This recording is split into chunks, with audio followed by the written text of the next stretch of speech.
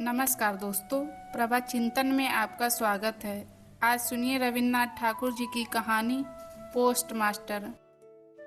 काम शुरू करते ही पहल पोस्ट मास्टर को उलापुर गांव आना पड़ा। गांव बहुत साधारण था। गांव के पास ही एक नील कोठी थी, इसलिए कोठी के स्वामी ने बहुत कोशिश करके यह नया पोस्ट ऑफिस खुलवाया था। हमारे पोस्ट मास्टर कलकत्ता के थे। पानी से निकलकर सूखे में डाल देने से मछली की जो दशा होती है, वही दशा इस बड़े गांव में आकर इन पोस्ट मास्टर की हुई। एक अंधेरी आटचाला में उनका ऑफिस था। पास ही काई से घिरा एक तालाब था, जिसके चारों ओर जंगल था। कोठी में गुमास्ते वगैरह जितने भी कर्मचारी थे, उन्हें अक्सर फुर्सत नहीं रहती थी। न वे विशिष्ट जनों से मिलने जुलने के योग्य ही थे। खास तौर से कलकत्ता के बाबू ठीक तरह से मिलना जुलना नहीं जानते। नई जगह में पहुंचकर वे या तो उद्दत हो जाते हैं या अप्रतिभ, इसलिए स्थानीय लोगों से उनका मेल जोल नहीं हो पाता। इधर काम भी ज़्यादा नहीं था। कभी कभी एकाध कविता लिखने की कोशिश करते, उनमें इस प्रकार के भाव व्यक्त करते। दिन भर तरुपल्लवों का कंपन और आकाश के बादल देखते देखते जीवन बड़े सुख से कट जाता है।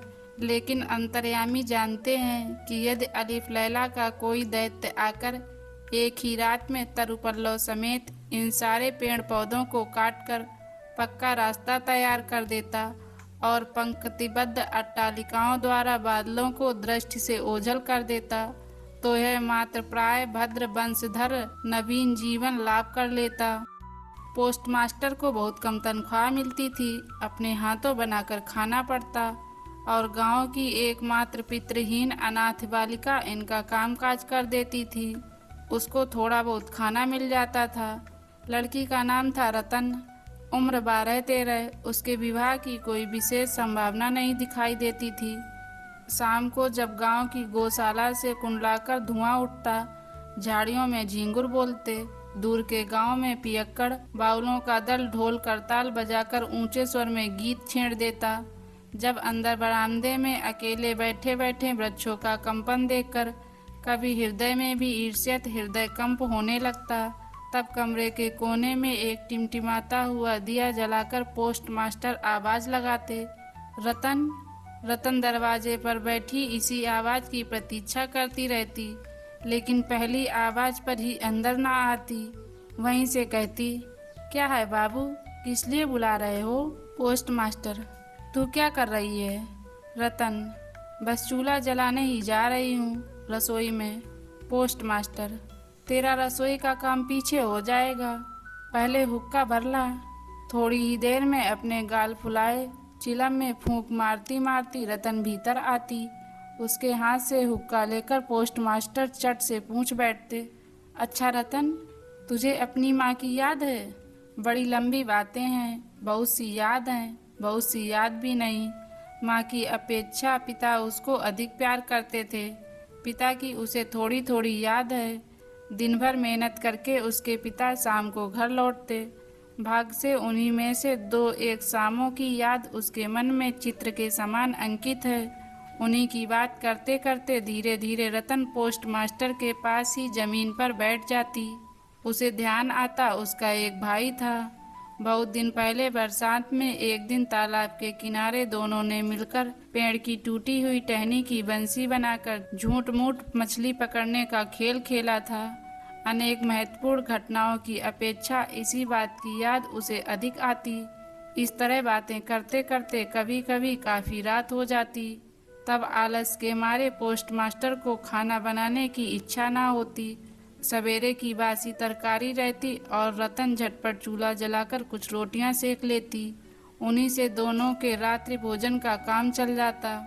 कभी कभी शाम को उस बृहत आटचाला के एक कोने में ऑफिस की कांट की कुर्सी पर बैठे बैठे पोस्ट मास्टर भी अपने घर की बात चलाते।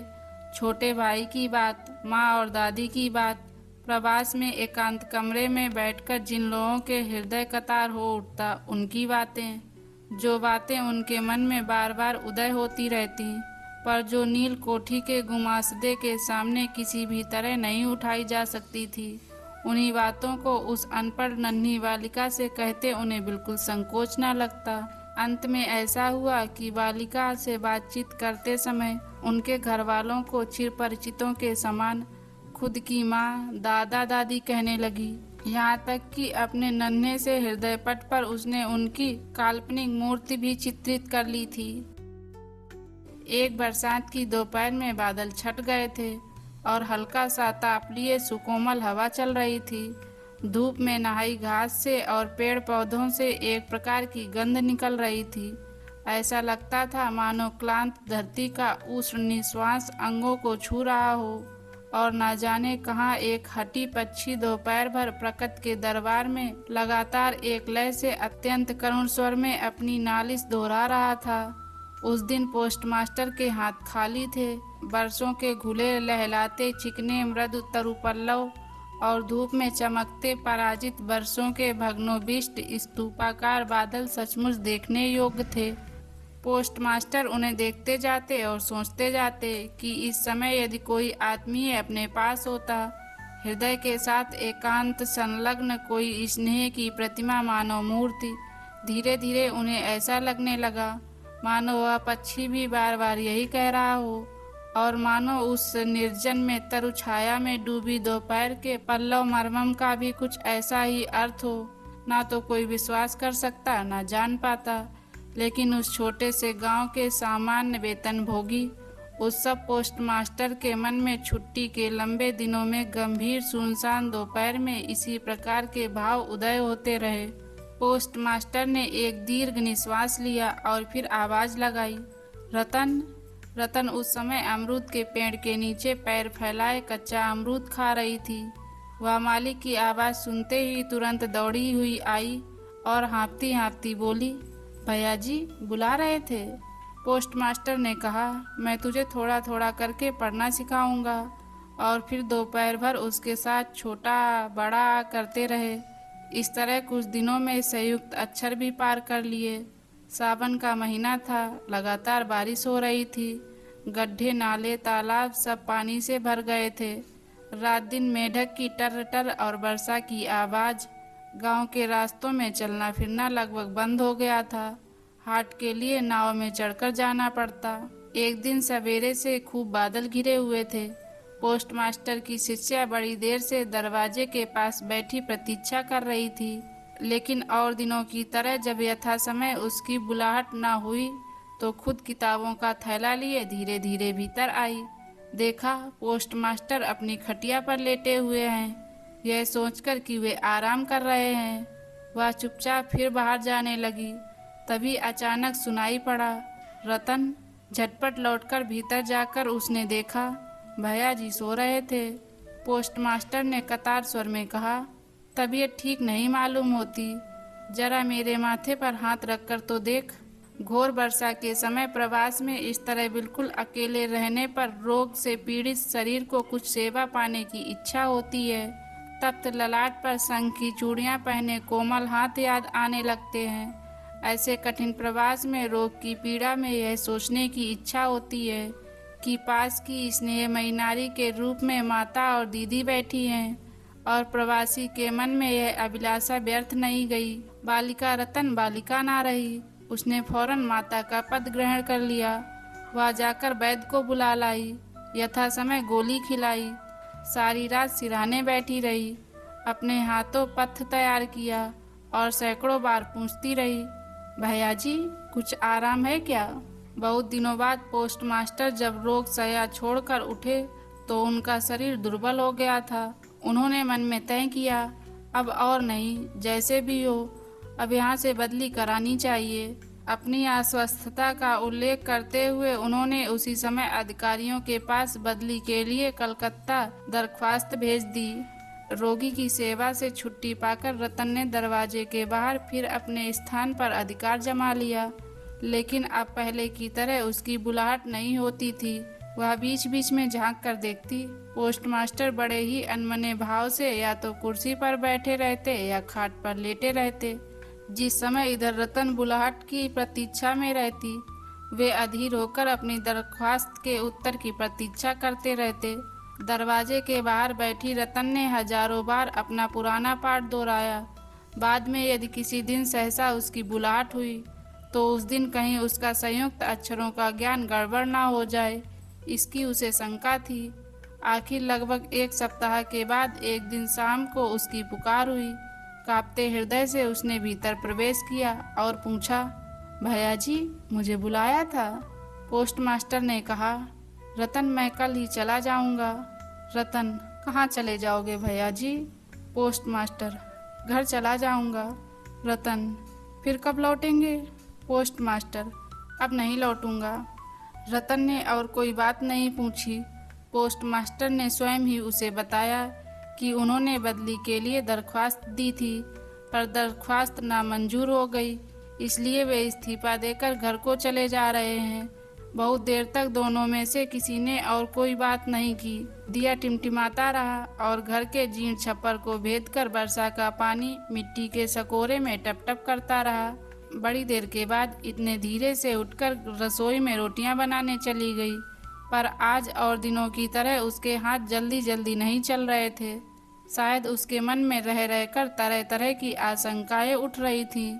जब पोस्टमास्टर भोजन कर चुके तब उसने पूछा, भैया जी, मुझे अपने घर ले चलोगे? पोस्टमास्टर ने हंसकर कहा, वाह, यह कैसे हो सकता? किन कारणों से यह बात संभव ना थी? बालिका को यह समझाना उन्होंने आवश्यक नहीं समझा। रात भर जागते और स्वप्न देखते हुए बालिका के कानों में पोस्टमास्टर के हंसी मिश्रित स्वर गूंजते रहे।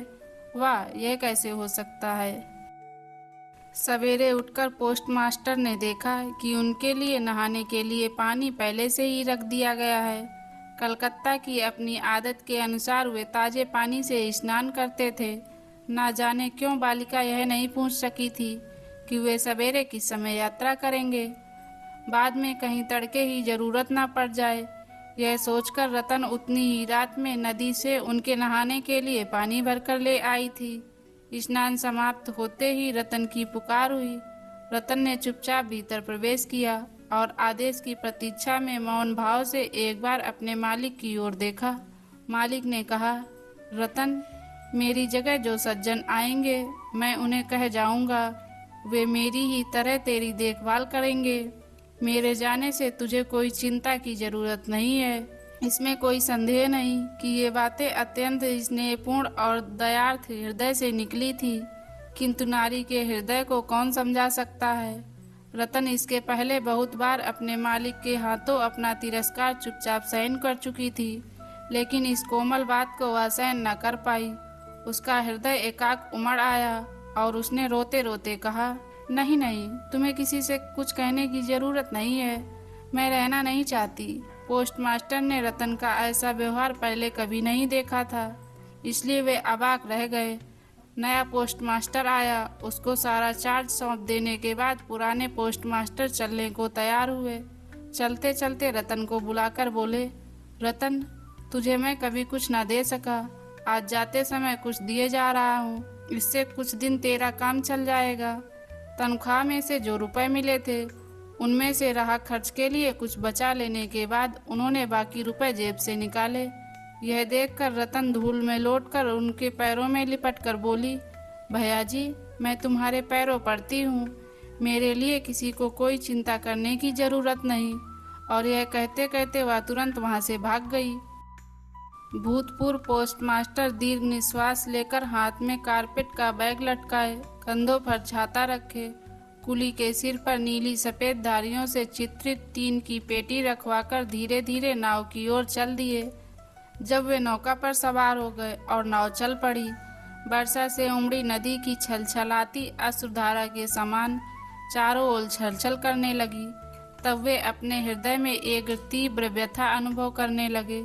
एक साधारण ग्रामीण बालिका के करुण मुख का चित्र मानो विश्वव्यापी बृहद अव्यक्त मर्म व्यथा प्रकट करने लग गया। एक बार बड़े जोर से उनकी इच्छा हुई कि लौट जाएं और जगत की गोद से वंचित उस अनाथनी को साथ ले आएं, लेकिन तब तक पाल में हवा भर गई थी। वर्षा का प्रवाह और भी तेज हो गया था। गांव को पार कर चुकने के बाद नदी किनारे का शमशान दिखाई दे रहा था और नदी की धारा के साथ बढ़ते हुए पथिक के उदास हृदय में यह सत्य उदित हो रहा था। जीवन में ना जाने कितना वियोग है, कितना मरण है, लौटने से क्या लाभ, संसार में कौन किसका है। लेकिन रतन के हृदय में किसी भी सत्य का उदय नहीं हुआ। वह उस पोस्ट ऑफिस के चारों ओर घूमती, आंसू बहाती, चक्कर काटती रही। शायद उसके मन में हल्की सी आशा जीवित थी कि हो सकता है भैया जी लौट आए।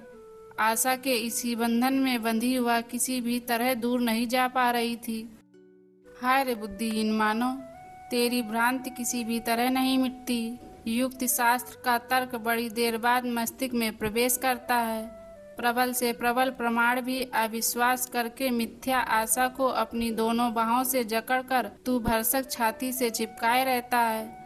अंत में एक दिन सारी नाड़ियां काटकर हृदय का सारा रक्त चूसकर वह निकल भागती है। तब होश आते ही मन किसी दूसरी भ्रांति के जाल में बन जाने के लिए व्याकुल हो उठता है।